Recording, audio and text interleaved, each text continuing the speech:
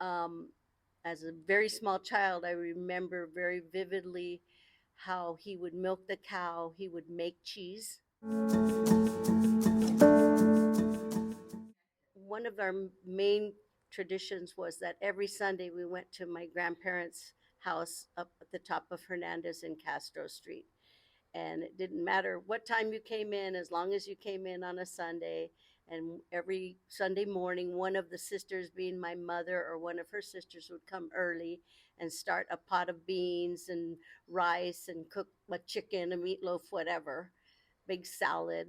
And there'd be up to 32 people on a Sunday. And you just went, and it didn't matter if you came in for 10 minutes, and if you came in late and there was no food, well,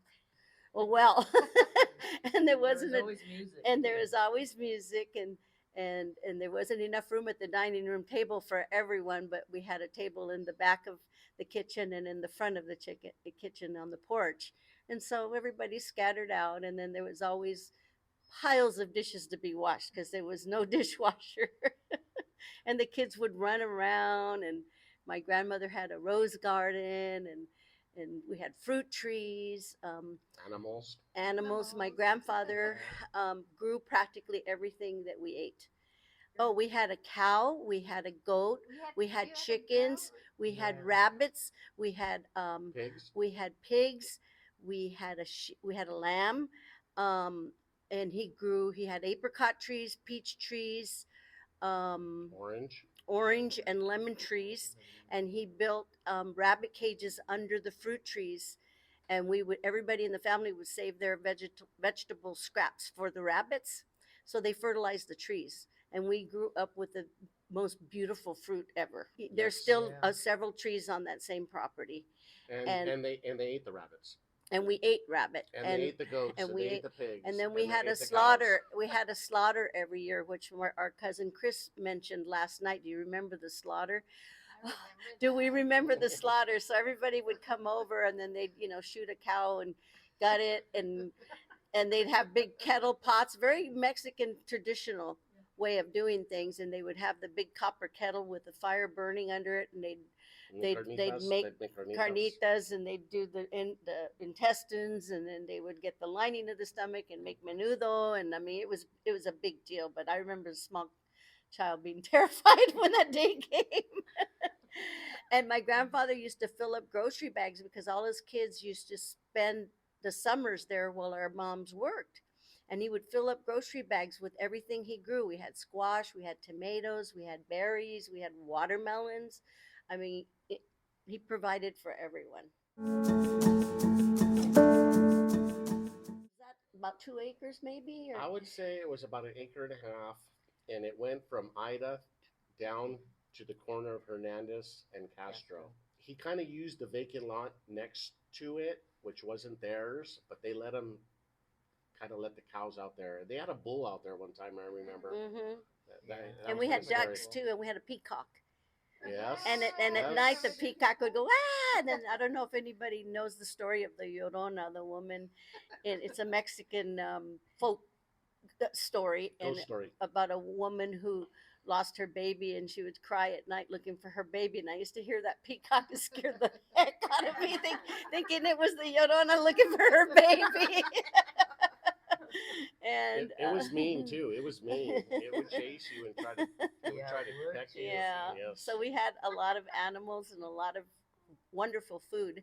And my grandfather was really good friends with Mr. Chino, who has the Chino farms out there. They were good friends, and he used to come in his Model T with the whole back of his pickup full of corn. And my grandfather would give him watermelons, and they would trade whatever, tomatoes, whatever. So that was a really, and they're his grandchildren all. They had the same generations that our family had, and we all went to school with them at San Diego.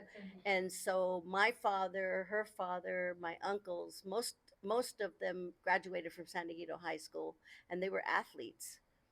Um, my dad was a football player. Her dad was a oh uncle. Oh, My dad wasn't an athlete. They were disappointed. Which one was a basketball player? They thought, oh, it's Shorty. another Gonzalez. Shorty. My Uncle Shorty was a basketball player. Your Uncle Shorty? Yeah. Point guard? Yeah. Shorty. My dad was a dancer there. And it was, and it was there was a lot of athletes, men athletes, and they all served in the army. And my uncle Chuckles was pretty much the historian as far as the veterans go from this area. And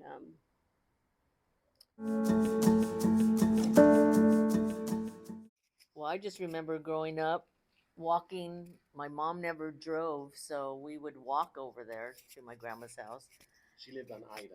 on Ida, and we lived on Genevieve. And just on our way walking, there was fruit trees, and I'd always be grabbing a plum, some kind of fruit all the time. But when we'd get to my grandma's, she'd always be making tortillas too, flour tortillas, and she always made a big stack for Uncle Freddie, all of us. And tortilla with butter, that was the best. Tortilla with eggs, bologna sandwiches, and then the cereal. What kind of cereal was that? Cornflakes. She didn't speak that much English, but she did say cornflakes, and she would say Lucky cowboy, cowboy, because she liked John Wayne movies. She called us all by the same name, too. Uh-huh. Because she could, there were too many. Reina. We were all reinas.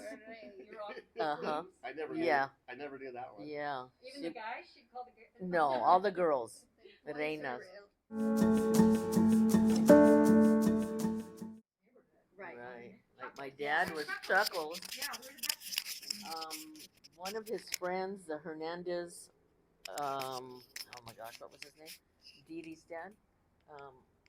Well, they used to call him Moke, but that wasn't his real name. There you go, another nickname.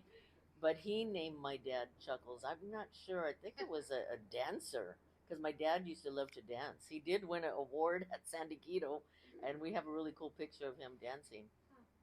But yeah, my other uncles, my Uncle Shorty, Uncle Chavi, Uncle Chewy, Uncle Lali.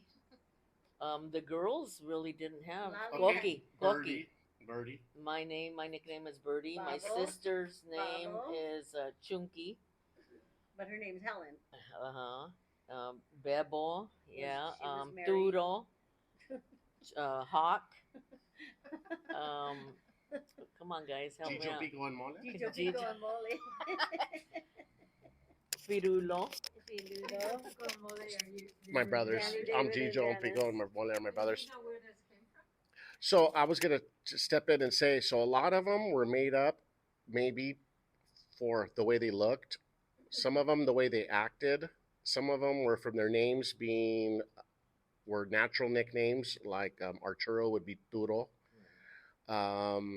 Some of them were to tease you, and it just came from all over the board, and it's just everybody had nicknames, and it just the way it was. I mean, it was just. I mean, my teachers didn't know me by my real name, and ever since kindergarten, they knew me by Gijo, and all the way through high school, and it's just the way it was.